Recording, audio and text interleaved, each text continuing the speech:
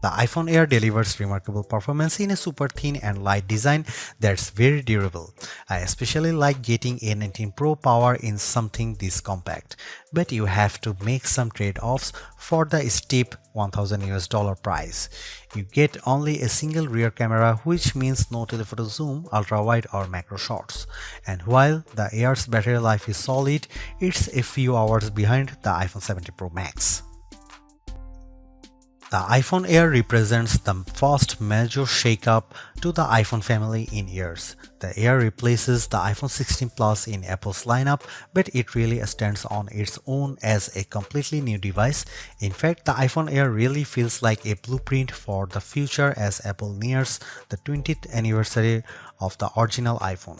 Measuring 5.6mm, the iPhone Air is the thinnest phone in the world that's not a foldable, and yet it feels very sturdy thanks to its titanium frame. I have literally tried to bend and break this handset and it stayed intact.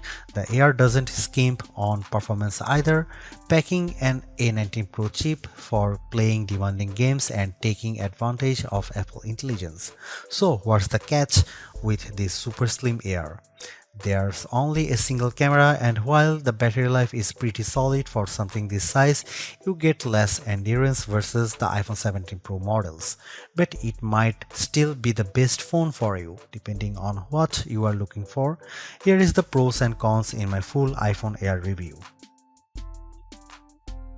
The iPhone Air starts at $1,000 for 256GB of storage. That's $100 more than the iPhone 16 Plus, but Apple is betting that you will be willing to pay a premium for a phone that's this slim and portable.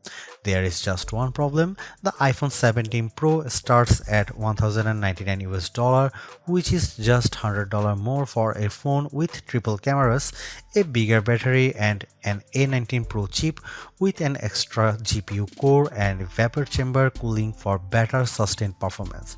So you should really think about whether this stunning design is worth it. The iPhone Air has a release date of September 19. The iPhone Air is so thin and light that you are worried for its safety when you see it from across the room, but you will feel reassured when you put it in your hands. Measuring just 5.64mm thin, the iPhone Air edges out the Samsung Galaxy S25 Edge for the thinnest phone we have tested. The Air is so thin, in fact, that you might forget it's in your front pocket. Well, the whole device isn't this thin. The plateau or camera bump runs across the top of the device and jutes out. At least it doesn't wobble on a table when you press down. Apple purposely crammed all the major components into this area to make room for a larger battery down below. The iPhone Air comes in sky blue, cloud white, light gold, and black.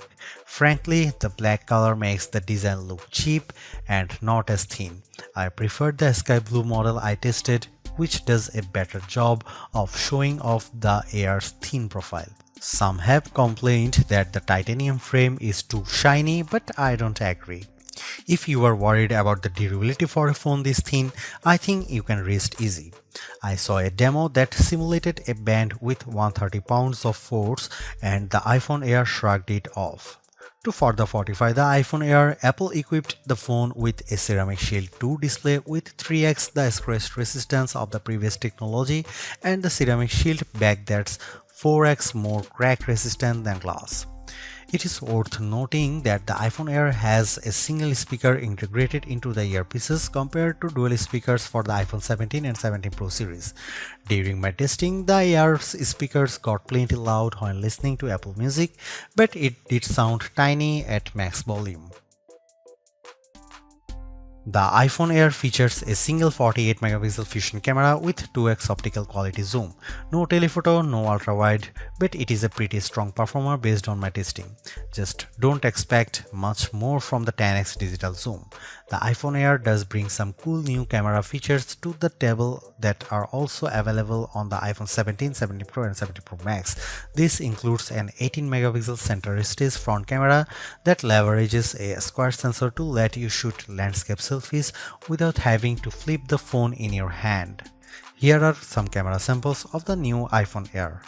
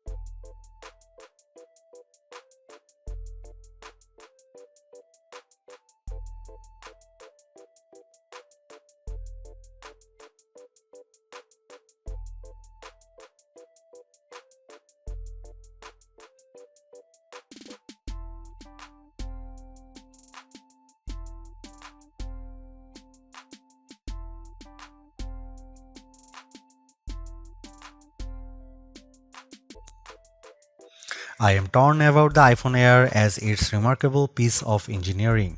This design is amazingly thin and light, and Apple deserves serious credit for making it so durable. It feels so strong, I don't think I would bother with a case. I also like how well the iPhone Air performs.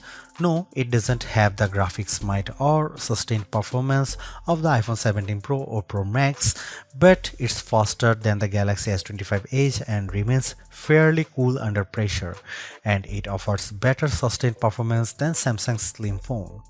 However, I don't like the shoppers have to give up both an ultra-wide lens and telephoto zoom with the iPhone Air. At least Samsung gives you an ultra-wide camera that enables macro photography, but the iPhone Air's main 48 megapixel camera is very good overall. Apple left some other features on the cutting room floor as well, as such as fast charging and cinematic mode for video, so in sometimes the Air feels more like an iPhone Lite. Overall, I think the iPhone Air is worth buying for those who want a super slim phone that's very easy to carry, that doesn't sacrifice too much on performance, but you will have to live with some trade-offs if you want something this compact.